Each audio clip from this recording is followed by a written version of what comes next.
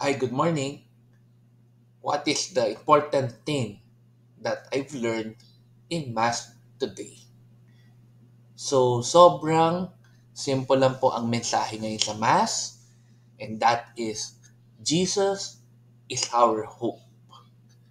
Like now na malapit na po ang Pasko, malapit na po ang kapanganakan ni Kristo, let us always remember na si Jesus lang ang ating hope sa ating buhay.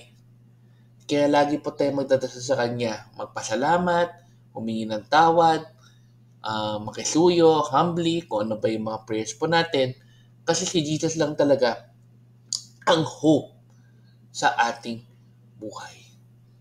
Ayan, so let's end with a simple prayer. In the name of the Father, and of the Son, and of the Holy Spirit. Amen.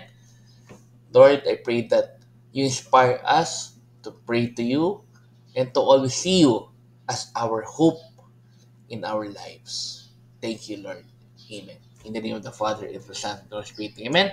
So good morning again to all of you. Have a great day. God bless. And let's end again with our simple Thanksgiving prayer. Daily thank you prayer. Lord, thank you very much for all the blessings that you are giving us every day. Thank you for our food, safety, security, guidance, and all your blessings. Please avoid us getting sick from all illnesses and forgive us for all our sins.